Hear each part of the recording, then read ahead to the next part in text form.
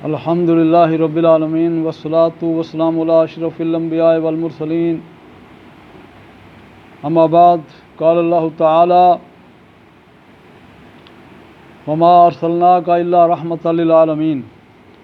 تمام تعریفیں اس مالک کائنات کے لیے ہیں جو اکیلا ہے، جس کا کوئی شریک نہیں، جس کے سوا کوئی معبود برحق نہیں۔ ان گنت درود و سلام ہوں ہمارے پیارے نبی محمد مصطفیٰ صلی اللہ علیہ وسلم کی ذات اقدس پر کہ جن کو رب کائنات نے رحمت للعالمین بنا کر کے بھیجا۔ میرے محترم بھائی اور نبی اکرم صلی اللہ علیہ وآلہ وسلم کی سیرت سے متعلق تھوڑی سی گفتگو کرتا ہوں۔ یہ میرے پاس کتاب ہے الرحیق المختوم، یہ سیرت کی بہترین کتاب ہے، یہ ہمارے گھر میں ہونی چاہیے۔ یہ فضیلت الشیخ صفی الرحمن مبارک پوری رحمۃ اللہ علیہ کی لکھی ہوئی کتاب ہے، یہ ہمارے گھر میں ہونی چاہیے اور ہمیں تاکہ ہمیں سیرت کا صحیح علم ہو سکے۔ میرے محترم بھائیوں، میں پہلے بیان کر چکا ہوں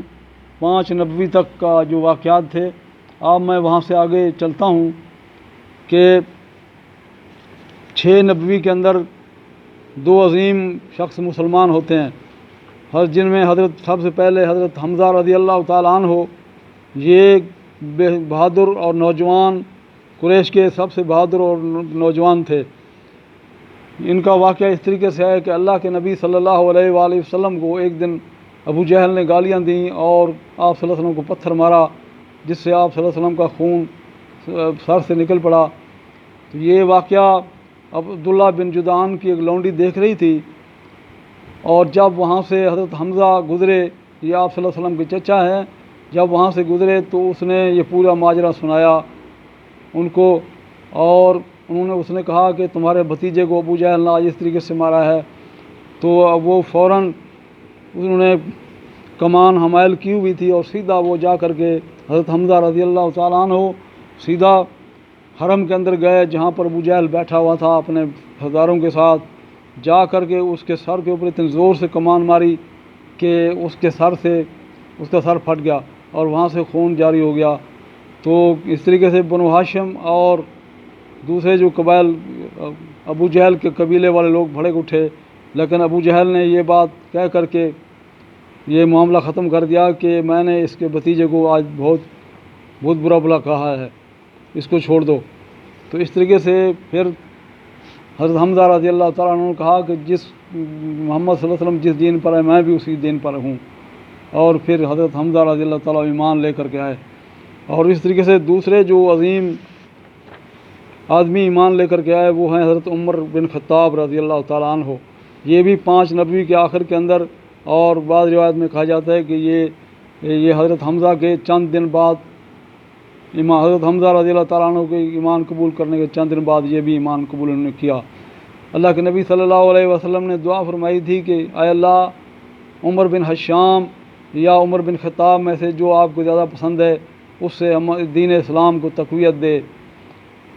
یہ حضرت عمر رضی اللہ تعالیٰ عنہ کے حق میں یہ دعا قبول ہوئی۔ عمر بن خطاب رضی اللہ تعالیٰ عنہ اسلام لانے سے پہلے اسلام کے بہت دشمن تھے۔ انہوں نے ایک دن تلوار نکالی اور کہنے لگے کہ آج میں محمد صلی اللہ علیہ وسلم کا کام تمام کر دیتا ہوں۔ یہ وہاں سے تلوار کو ننگی تلوار لے کر کے آ رہے تھے تو راستے میں ایک آدمی ملا، اس نے کہا کہاں عمر کہاں کا جہاں ارادہ ہے؟ انہوں نے کہا کہ محمد کو قتل کرنے جا رہا ہوں، نعوذ باللہ۔ اس نے کہا پہلے اپنے گھر کی خبر لو کہ تمہارے بہنوئی اور تمہاری بہن مسلمان ہو چکے ہیں۔ یہ سننا تھا کہ یہ سیدھا اپنے بہنوئی کے گھر میں پہنچتے ہیں، اور دروازے پر جب پہنچتے ہیں تو ان کو آواز آتی ہے اندر سے قرآن کی سورۃ طٰہٰ کی، اور وہاں خباب بن ارت جو قرآن جو ہے وہ پڑھ رہے تھے، ان کو پڑھا رہے تھے۔ اور جب انہوں نے دروازے کے اوپر آہٹ سنی تو خباب بن ارت چھپ گئے، اور عمر بن خطاب دروازہ جب ان کے لیے کھولا گیا تو عمر بن خطاب نے کہا کہ یہ تم کیا پڑھ رہے تھے؟ لگتا ہے کہ تم مسلمان ہو گئے ہو۔ تو انہوں نے کہا کہ پھر عمر بن خطاب نے اپنے بہنوئی کو مارنا شروع کیا، اور ان کی بہن ان کو چھڑانے کے لیے، عمر بن خطاب کی بہن اپنے خامد کو چھڑانے کے لیے آگے بڑھی تو اس کو بھی اتنا زور سے چماٹا مارا کہ اس کے منہ سے خون نکل آیا۔ اور پھر اس نے کہا، ان کی بہن کہنے لگی کہ اے عمر، جس ماں کا دودھ تم نے پیا ہوا ہے میں نے بھی اس ماں کا دودھ پیا ہوا ہے۔ اور پھر کلمہ پڑھا، اشہد ان لا الہ الا اللہ واشہد ان محمد رسول اللہ، میں گواہی دیتی ہوں کہ اللہ کے سوا کوئی معبود برحق نہیں، اور محمد اللہ کے رسول ہیں، اور یہ سننا تھا کہ عمر بن خطاب کو ندامت ہوئی کہ میں نے یہ بہن کو اس طریقے سے مارا ہے، اور پھر انہوں نے کہا کہ یہ تم کیا پڑھ رہے تھے اور تم مجھے بھی سناؤ۔ تو ان کی بہن کہنے لگی کہ اے عمر، تم ناپاک ہو، جب غسل کرو گے تو پھر ہم یہ سنائیں گے۔ تو آپ نے عمر رضی اللہ تعالیٰ عنہ نے غسل کیا، اور پھر خباب بن عد جو چھپے ہوئے تھے وہ بھی نکل آئے، اور آ کر کے انہوں نے سورۃ طٰہٰ کی آیت سنائیں، اور پھر یہ کہا کہ عمر خوش ہو جاؤ کہ تمہارے بارے میں جو اللہ کے نبی صلی اللہ علیہ وسلم دعا کی وہ تمہارے حق میں قبول ہو چکی ہے۔ تو عمر رضی اللہ تعالیٰ عنہ کہنے لگے کہ مجھے لے چلو محمد صلی اللہ علیہ وسلم کے پاس، اور آپ صلی اللہ علیہ وسلم کے پاس پھر آئے۔ آپ صلی اللہ علیہ وسلم اس وقت دار ارقم میں تھے صحابہ کرام کے ساتھ۔ یہ صفا پہاڑی کے قریب ایک گھر تھا دار ارقم، جس کے اندر مسلمان جمع ہو کر کے آپ صلی اللہ علیہ وسلم ان کو تبلیغ کرتے تھے۔ تو جب ان مسلمانوں نے دیکھا کہ یہ عمر ننگی تلوار لے کر کے یہاں پہنچا ہوا ہے تو سب گھبرا گئے، لیکن حمزہ رضی اللہ تعالیٰ عنہ موجود تھے۔ انہوں نے کہا کہ عمر اگر اچھی نیت سے آیا ہے تو کوئی بات نہیں، اگر بری نیت سے آیا تو اسی کی تلوار سے اس کی کا سر اڑا دوں گا۔ دروازہ کھول دیا گیا، اور پھر عمر رضی اللہ کے نبی صلی اللہ علیہ وآلہ وسلم نے فرمایا کہ عمر، تم ابھی تک وقت نہیں آیا اس کے کہ تم اس کے اوپر تمہارے اوپر بھی عذاب آ جائے۔ تو عمر رضی اللہ تعالیٰ عنہ نے اسلام قبول کیا، اور پھر وہاں نعرہ تکبیر بلند ہوا، اور مسلمان اس دن پھر جا کر کے مسلمانوں نے بیت اللہ کے اندر نماز ادا کی۔ ایک صف میں حضرت حمزہ تھے اور دوسری صف میں عمر بن خطاب۔ اس طریقے سے کافروں نے جب یہ دیکھا کہ عمر بن خطاب بھی مسلمان ہو گئے ہیں اور حمزہ کی اسلام قبول کر لیا انہوں نے، اور ان کو بہت بڑا دھچکا لگا، اور قریش کا نمائندہ رسول اللہ صلی اللہ علیہ وسلم کی خدمت میں حاضر ہوا، اور یہ سردار عتبہ بن ربیعہ تھا۔ اس نے آ کر کے کہا، بیت اللہ کے اندر بیٹھے ہوئے نبی کریم صلی اللہ علیہ وآلہ وسلم کے پاس آیا اور کہنے لگا کہ اگر آپ مال چاہتے ہیں تو ہم مال جمع کر دیتے ہیں اور آپ کو مالدار، سب سے زیادہ مالدار کر دیتے ہیں۔ اگر آپ بادشاہ بننا چاہتے ہیں تو ہم آپ کو اپنا بادشاہ تسلیم کر لیتے ہیں، اور اگر آپ کے پاس کوئی جن بھوت آتا ہے جس کو آپ دفع نہیں کر سکتے تو ہم آپ کا علاج کروا دیتے ہیں۔ پھر آپ صلی اللہ علیہ وآلہ وسلم نے جب عتبہ نے اپنی بات ختم کر لی تو آپ صلی اللہ علیہ وسلم نے حامیم سجدہ کی تلاوت شروع کی، اور عتبہ ناکام و نامراد اپنے قریش کے سرداروں کے پاس واپس چلا گیا۔ اس طریقے سے قریش کا وفد ابو طالب سے مطالبہ کرتا ہے۔ رؤسائے قریش ابو طالب کے پاس آئے اور کہا کہ یہ عمارہ ایک بانکا نوجوان ہے،